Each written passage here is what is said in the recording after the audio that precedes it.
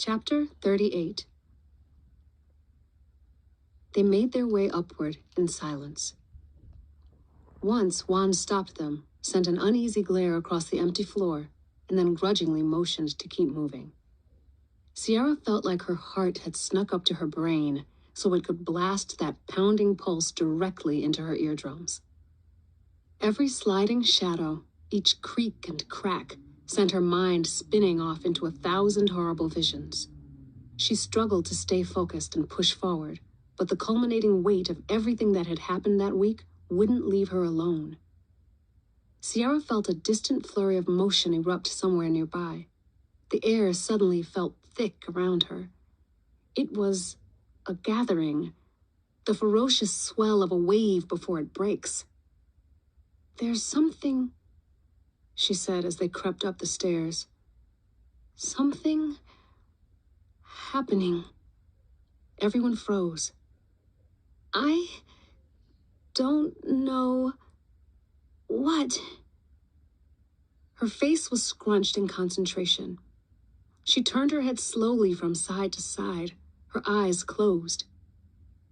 "You feel it, guys?" Juan nodded. "I can't describe it, though, like nothing I've ever sensed before."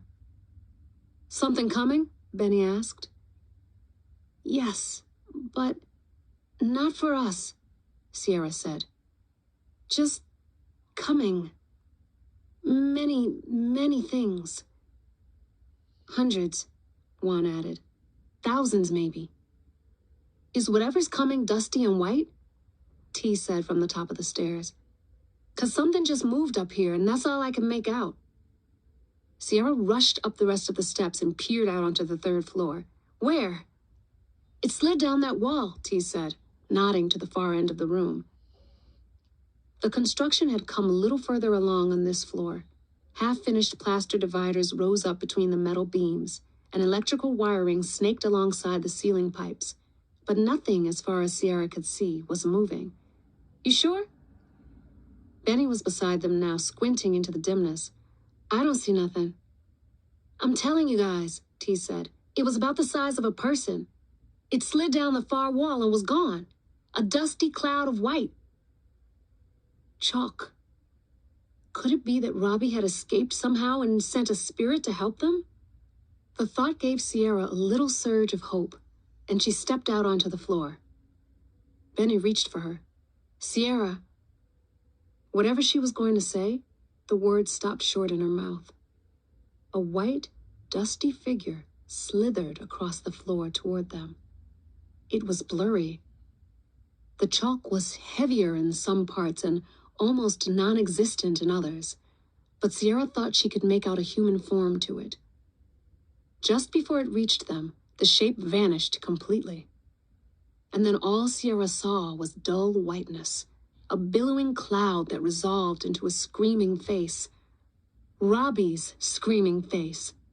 His mouth opened wide. His eyes were 2 empty sockets surrounded by swirling chalk. For a terrible moment, the phantom hung in the air, a reverse shadow, long, dusty fingers reaching out toward Sierra. And then it pounced. Sierra stumbled backward, swatting blindly at the air. She felt like someone had splashed boiling water across her face, like 1,000 tiny knives were stabbing into her body. People around her yelled. Then hands were on her, all over her. She prayed they were friendly hands because she still couldn't open her eyes or even think straight through the pain. Someone swatted at her, then more people. They brushed frantically at her face, her clothes. She felt them lower her to the ground, and she realized she was screaming. She was screaming as hard as she could. The hands kept brushing against her body, and gradually the vicious stabbing feeling gave way to a harsh, full-body sting. Well, it wasn't getting worse anyway, and that was something. She squinted her eyes open. T, Nydia, Benny, and Juan were staring down at her with their faces creased with terror. "What happened?" Her face throbbed like she'd just gotten the worst sunburn of her life. "That thing," Benny said, glancing around nervously. "It was Robbie." Sierra gasped. the horrible memory of his ghostly face jumping back at her. It was... What do you mean? Nydia said. She reached down and helped Sierra stand. I mean the chalk phantom. It had Robbie's face. It was screaming. Where'd it go? We brushed the chalk dust off you and it just dispersed into the air, Juan said. You okay? Sierra scowled. Kinda. She looked at Juan. Does that mean he's... He shook his head. Not necessarily, but it's not good. Guys, T said, there's more coming. Everyone spun around. 4, no, 5 chalk dust phantoms slid down the far wall and onto the floor. They all looked just like the first one. Robbie's face stretched into that silent scream. Nydia turned toward the stairwell. Run! Sierra threw her back against a wooden crate and slid to the ground. She'd made it to the 4th floor, the chalk dust phantoms close on her trail. She didn't know if it was from fear or exhaustion, but she could barely breathe. Something metallic clinked a few feet to her left, and she jumped. A minute of silence passed, during which Sierra struggled to slow her breathing, ease her heaving chest. Suddenly, she heard a desperate scramble of feet. Someone screamed. Was it Benny? T? And then nothing. Her breath came heavy again, like invisible hands were squeezing her lungs closed from the inside. Calm yourself, damn it! She closed her eyes, saw only flickering chalk dust phantoms, and opened them again. You're useless when you're frantic. If only she could catch her breath for a second and concentrate on her Shadowshaper magic. It was there somewhere, churning inside her, a weapon she didn't even fully understand. Sierra shuddered. Anyway, she hadn't seen a single shadow spirit since they'd entered the tower. And what good were her shaping skills with nothing to shape? She hated that everyone had been separated. That for all she knew, her friends were already dead or worse. That it was all her fault. She didn't have the metal bat anymore. And even if she did, what good would it do against a floating pile of dust? Something clattered to the ground on the other side of the room. If she yelled out, those ghouls would know exactly where she was. If she stayed still, they'd find her anyway, and surely they were coming. Ever so carefully, Sierra wrapped her fingers around a tarp that was slung over the crate beside her and pulled it to herself. She would run. There was no other choice. Make for the next floor up and hide again. Keep going until she found Robbie, or... She would count down to 0 and then go. The thick tarp wasn't much, but at least it would give her something to block the chalk dust phantoms with if they caught her. 4, she would beeline for the stairwell. 3, she was a good runner. She could make it.